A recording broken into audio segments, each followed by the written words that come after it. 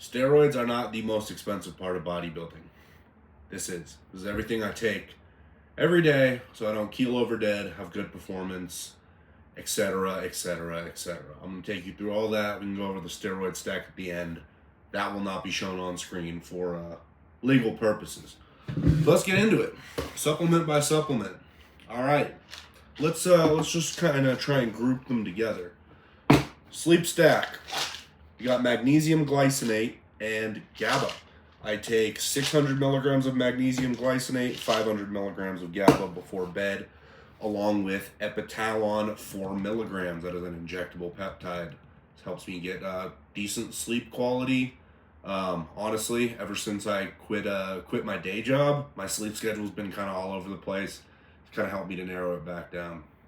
All right, cholesterol. Let's grab a couple things here. Wrong one. Jesus, I should probably know where my supplements are before I make this video.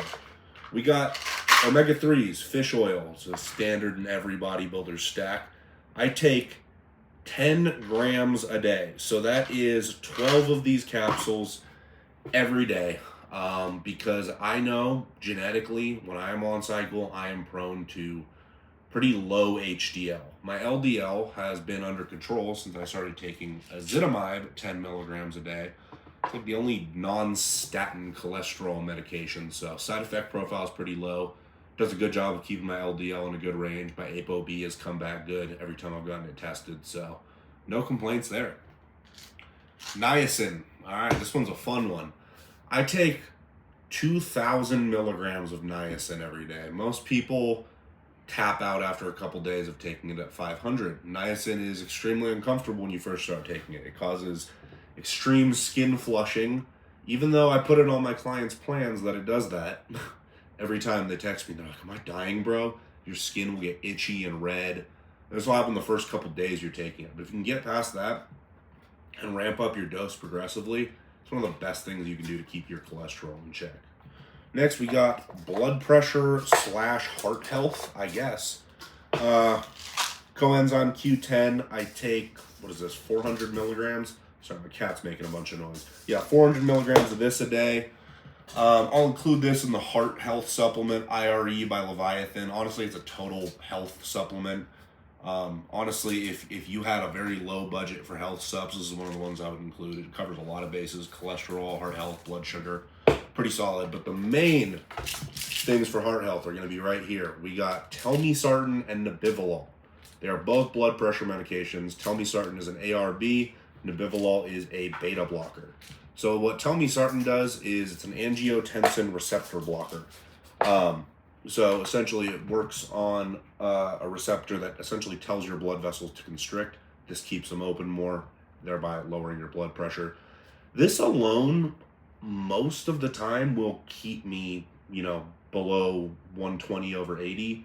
Every now and then something will be up, and things will go a little higher, especially as I've increased in weight. Like when I was pushing 260, this alone was not keeping it in check, so I had to add in nebivolol. Nebivolol is a beta blocker.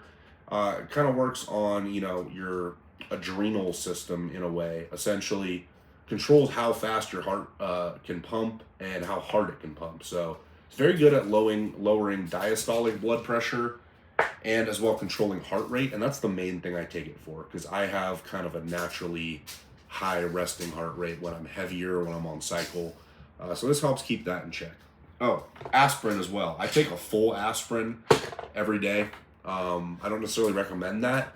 My platelets kind of run high as shit when I'm on gear. So this keeps them in a normal range. My platelets came back perfect last time.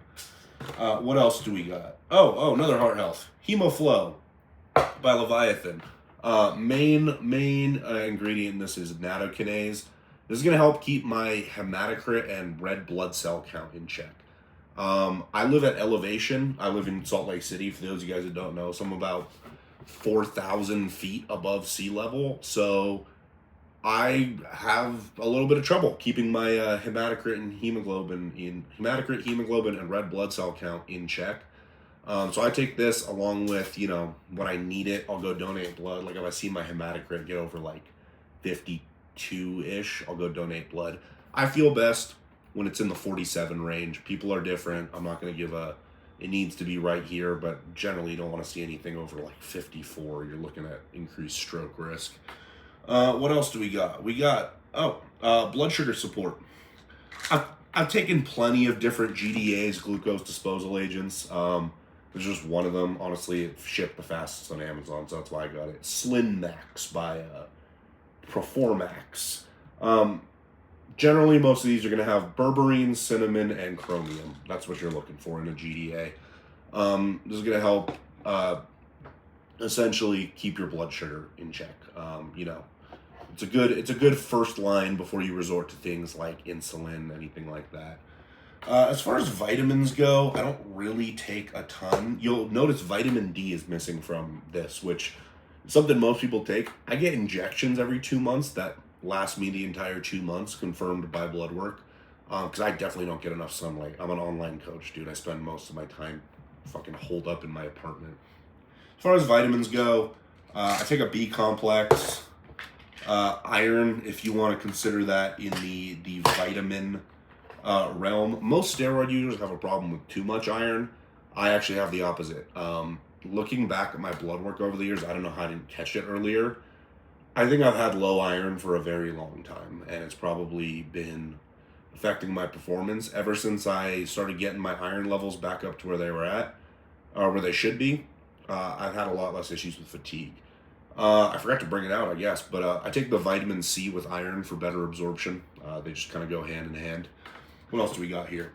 Digestion, I take, I don't even know how to pronounce this, betaine HCl, pepsin.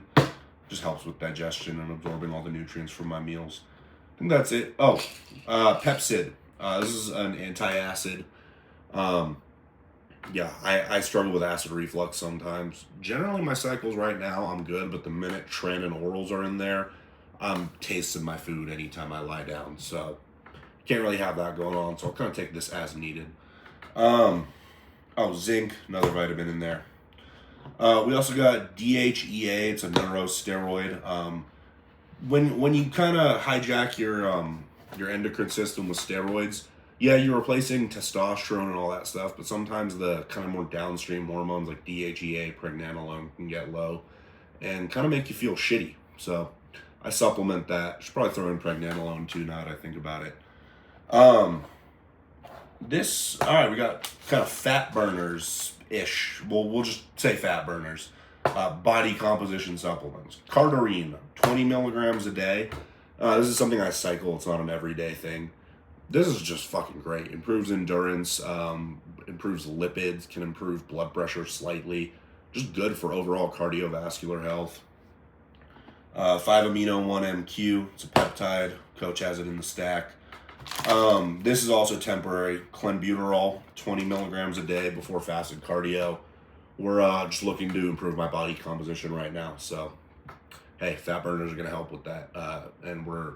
I'm not pushing towards a show right now. We're just trying to improve body composition while keeping food as high as possible for more of a recomp effect. And in that regard, we got, it's completely unlabeled, SLU PP332. 20 milligrams, 20 milligrams pre-cardio and pre-workout. It's an exercise mimetic, which is also another thing Cardarine does. Essentially tricks your body into thinking you have higher energy demands than you do. Now, for the stuff in vials that I can't really show, I'll start with the peptides. We got epitalon, I already kind of said that, 4 milligrams a day. SS31, 5 milligrams a day. BPC 157 and TB 500. I believe I take around 400 micrograms of that every day. That's kind of for my knee issues, trying to improve that. It's definitely been helping. What else? MOTS-C, 10 milligrams 3 times a week. That is expensive. I'm not going to lie about that. I think that's it as far as peptides go. Now for the actual steroid stack, or anabolics in general, and the stuff that goes along with that. The actual performance enhancers. We got testosterone, 100 milligrams a week, so like a true TRT dose. But stacked on top of that, we got 600 milligrams of DECA and 400 milligrams of Primo. Luckily, I had some vials laying around pre-shortage that I never got a chance to use, so we're throwing them in. The goal with this stack is, honestly, I'm kind of tired of steroids making me ugly.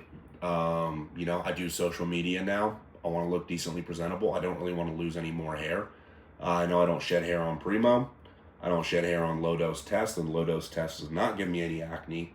And Deca is incredibly hair safe and skin safe when you run it in conjunction with low test. So it sounds like a very odd cycle. I'm not saying I don't necessarily recommend it. You know, some people do not do well with that lower testosterone. I tolerate it well, so I'm sticking with it. It's been great. Haven't really had a lot of water retention, no sides that I can really note at the moment. So I'm gonna keep rolling with it. On top of that, we got 6 IUs of human growth hormone every day. Split 3 IUs AM, 3 IUs PM. Growth hormone's just fucking great. I don't even need to explain that. And then we have a total of 22 IUs of Humalog fast-acting insulin, 15 IUs pre-workout, 7 IUs post-workout with some high-carb, fast-acting carb meals, so cereal and whey, for both meals, actually. This just helps get the fucking carbs where they need to go.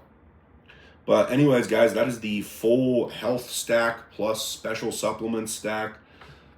I wouldn't copy it. You know, take what can be applied to your life from this demonstration. Hey, if you want to get your health in better check, and you saw something that speaks to you, speaks to one of your issues, implement it. Don't try to copy my whole routine. It's for me, not for you. Anyways, guys, if you like the video, go check out the rest of them. Subscribe, like, comment, all that bullshit. Later.